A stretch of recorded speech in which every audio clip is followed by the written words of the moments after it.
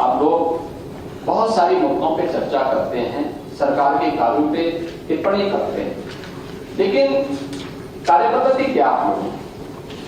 ऐसा नहीं कि आपको सरकार में आने का अवसर न प्राप्त हुआ। अगर एक की रिपोर्ट 2012-13 से लेकर के 15-16 के बीच में देखेंगे तो उस बारे में एक कहता है कि 4 साल में समाजवादी पार्टी की सरकार में 7 लाख छात्र कम नए हैं विद्यालयों में। 12 से 16 के बीच में 6,22,000 छात्र ऐसे थे जिनको पुस्तकें ही उपलब्ध हो पाई और 32% से अधिक छात्र ऐसे थे जिन्हें स्कूल खुलने के 5 महीने बाद के पुस्तकें उपलब्ध हो पाई।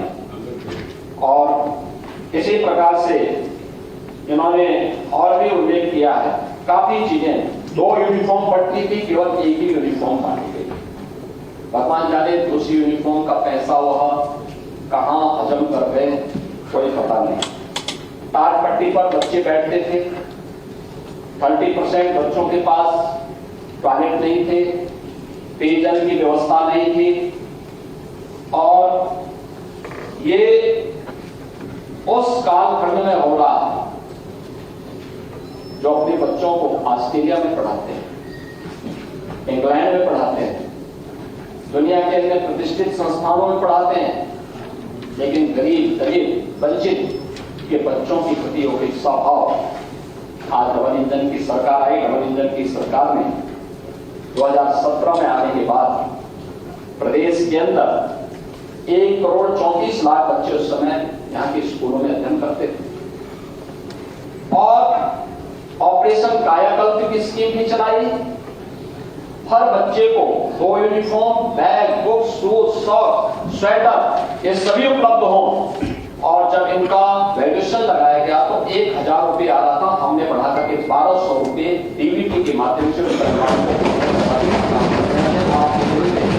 1,91,00,000 बच्चों को ये सुविधा प्राप्त हो रही है। ऑपरेशन कायाकल्प में हर विद्यालय में अच्छी फ्लोरिंग हो गई है, बालक बालिकाओं के लिए टॉयलेट हो गए हैं, पेयजल की सुविधा हो गई है, स्मार्ट क्लास और लाइब्रेरी का निर्माण भी हो गया है और अन्य सुविधाओं से आच्छादन करने का काम वहां पर किया गया है।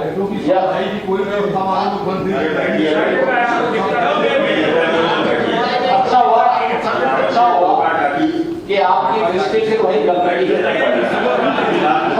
अच्छा है, आपको थोड़ा प्रेरित करना चाहिए। आपको शिक्षक चुनाव में एमएमसी के शिक्षक, उससे भी आप चुनाव लड़ चुके हैं, तो आपको कम से कम इसके बारे में लोगों को बताना चाहिए कि साफ सुथरा भी रखना चाहिए। और हर ग्राम पंचायत के सफाई कर्मी की जिम्मेदारी दी गई है कि वो आप विद्यालय में जाकर के साफ सफाई के कार्यक्रम के साथ बहुत है। इसके साथ ही पीएम श्री योजना में 1,565 विद्यालयों के आधुनिकीकरण और में आधुनिक अवस्थापना सुविधाओं के साथ जोड़ने का काम करने का भी एक प्रयास हुआ है। 6,481 जर्जर विद्यालयों के पुनर्निर्माण का कार्य भी हुआ है और कमजोर वर्ग की बालिकाओं के लिए 12वीं तक की निःशुल्क शिक्षा उपलब्ध हो सके, इसके लिए कस्तूरबा गांधी विद्यालयों को उच्चीकृत करने का काम भी हुआ है। 57 विद्यालयों में मुख्यमंत्री मॉडल कम्युनिटी विद्यालयों की स्थापना की जा रही है, जिसमें इंटीग्रेटेड कैंपस प्री प्राइमरी से लेकर के 12वीं तक क्वालिटी एजुकेशन ये सरकार की प्राथमिकता है और सरकार उस दिशा में आगे बढ़ाने का काम कर रही है। इसमें अटल आवासीय विद्यालय उसके कुछ उदाहरण है जिन पर सरकार कार्य कर रही है। सरकार ने इसके साथ साथ बनटांगिया गांवों के में भी 22 प्राथमिक और 11 उच्च प्राथमिक विद्यालय बनाने के काम किए हैं और मुझे लगता है कि बनटांगिया गांव क्या होते हैं, मुझे लगता है नेता विरोधी दल को इसकी जानकारी नहीं होगी, क्योंकि उनको इस सब फुर्सत गरीबों के बारे में सबको गली का शिकार है विद्यालय का। आप भी वित्तविहीन शिक्षक रहे हैं, इसीलिए मौज कर रहे हैं, इसीलिए मौज कर रहे हैं आप। नहीं मैं वही कह रहा हूँ कि आप सही बोल रहे हैं। सरकार ने तो इस पे काम किया है। हमने हर मंडल में एक विश्वविद्यालय बनाने की बात कही। आज मुझे बताते हुए सुनता है कि मां शाकंभरी विश्वविद्यालय सहारनपुर ये क्रियाशील हो चुका है। राजा महेंद्र प्रताप सिंह विश्वविद्यालय अलीगढ़ ये क्रियाशील हो चुका है। महाराज सुहेलदेव विश्वविद्यालय आजमगढ़ ये क्रियाशील हो चुका है। इसके अलावा प्रदेश ने 3 नए विश्वविद्यालय, जिसमें मां विंध्यवासिनी विश्वविद्यालय मुरादाबाद मिर्जापुर, गुरु जम्बेश्वर विश्वविद्यालय मुरादाबाद, मां पाटेश्वरी विश्वविद्यालय देवीपाटन, इन तीनों को निर्माण की कार्यक्रम को आगे बढ़ाया। इस सत्र में हम उसको भी संचालन करने की कार्रवाई को आगे बढ़ा रहे हैं। जगतगुरु रामभद्राचार्य विश्वविद्यालय को राज्य विश्वविद्यालय के रूप में मान्यता दी करके राज्य सरकार उसका संचालन कर रही है।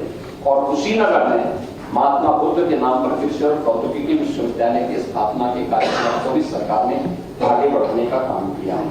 यानी ये सभी कार्यक्रम के साथ साथ सरकार की निजी क्षेत्र में भी विश्वविद्यालय बनाने के लिए अपनी पॉलिसी हमारी है और उसके अंतर्गत अब तक बड़े पैमाने पे निजी विश्वविद्यालय भी बने हैं, जिससे शिक्षा के क्षेत्र में एक स्वस्थ प्रतिस्पर्धा को हम आगे बढ़ा सकें।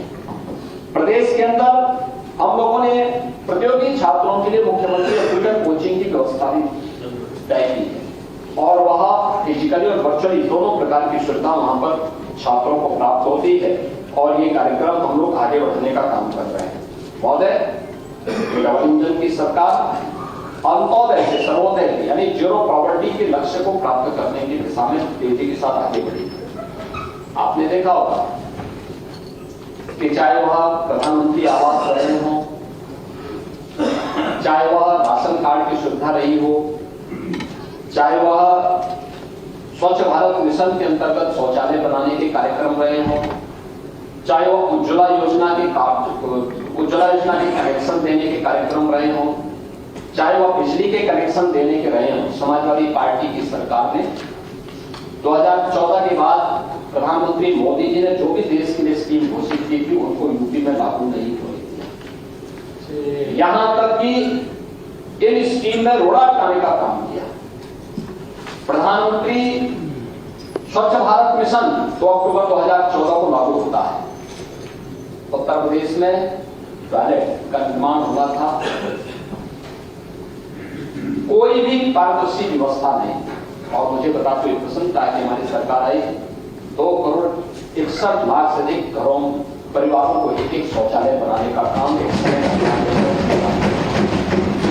ये केवल टॉयलेट नहीं बनाना था, ये नारी गरिमा की रक्षा भी होनी थी इसके माध्यम से और इसके माध्यम से स्वच्छ भारत अभियान को आगे बढ़ाते हुए स्वच्छता के कार्यक्रम को आगे बढ़ाना।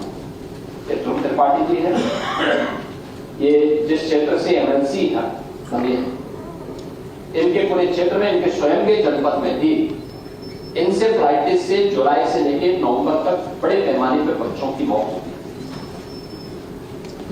यह तत्कालीन सरकारों की संवेदनहीनता का इससे बड़ा प्रमाण नहीं हो सकता कि इनका स्वास्थ्य मंत्री भी और मुख्यमंत्री भी कभी भी उन पीड़ित परिवारों से मिलने के लिए नहीं गए, जबकि मरने वाले जो बच्चे होते थे और समय काल कल्पित होने वाले जो बच्चे होते थे, इनमें 90% बच्चे अल्पसंख्यक समुदाय या अनुसूचित जाति या अति पिछड़ी जाति से होते थे। लेकिन कभी नहीं गए स्वच्छ भारत मिशन और सरकार के द्वारा चलाए गए एकीकृत अभियान का परिणाम क्या है?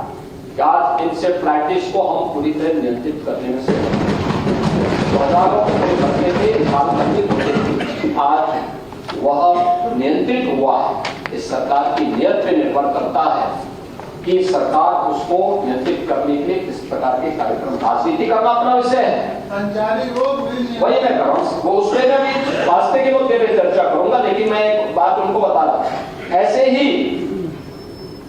आप लोगों को पता ही नहीं होगा थारू क्या होता है। थारू एक ट्राइबल है, जनजाति है, और थारू जनजाति भारत नेपाल बॉर्डर पर यानी उत्तर प्रदेश के बॉर्डर क्षेत्र में ये जनजाति निवास करती है। आपके सिद्धार्थ नगरी बताना आवश्यक है, इस समय में आए हुए नहीं, आपको जानकारी इसलिए आवश्यक है पूरी जनजाति आप गिरा सकते हैं, मानवत पूरी, जब आपका नंबर आएगा जरूर बोलेगा। लेकिन मैं आपके माननीय सदस्य से बोल रहा हूं, जो एमएलसी तो हुए हैं लेकिन प्रदेश में निवास करने वाले कौन कौन लोग हैं? वे लोग भी हैं, वह दलित, वह वंचित, वह अल्पसंख्यक भी जो काल कल्पित होता था इस उत्तर प्रदेश का नागरिक था, लेकिन कभी आपने सोचा नहीं इसके बारे में। लेकिन थारू जनजाति, मुसहर, कोल, कुशीनगर, महाराजगंज, गोरखपुर से लेकर के सोनभद्र तक लाखों की आबादी है, लाखों की आबादी है, और सबसे बदहाल स्थिति में जमीन का पट्टा नहीं था, राशन कार्ड नहीं था, मकान नहीं थे, कोई सुविधा नहीं थी। गौड़ जनजाति हो, चेरो हो, या जितनी भी अन्य जनजातियां हैं, इन सभी को पहले चरण में सिचुएशन पर टांग दिया है। इन सबको सिचुएशन के लक्ष्य को प्राप्त करते हुए हमारी डबल इंजन की सरकार ने हर सुविधा से आच्छादित करने का काम किया है, और अब सरकार ने लक्ष्य रखा है अगले 3 वर्ष के अंदर, यानी पिछले 7.25 वर्ष के अंदर जो कदम उठाए गए उसका परिणाम है कि उत्तर प्रदेश में 6 करोड़ और देश के अंदर 25 करोड़ लोग गरीबी रेखा से ऊपर उठकर के सामने, और अगले 3 वर्ष के अंदर हमने तय किया है, जिसमें हमारा सर्वे का काम पहले चरण का संपन्न हो चुका है, जिसमें 13.5 लाख ऐसे परिवार चिन्हित किए गए हैं, जिन परिवारों को हम लोग सिचुएशन के लक्ष्य तक पहुंचा करके उसकी मिनिमम वार्षिक आय 1.5 लाख, 1.25 लाख से 1.5 लाख पहुंचाने के कार्यक्रम को आगे बढ़ाने जा रहे हैं। जीरो पॉवर्टी के लक्ष्य को प्राप्त करने। न्यूज नेशन अब व्हाट्सएप पर खबरों के ताजा अपडेट के लिए न्यूज नेशन के इस QR कोड को स्कैन करें।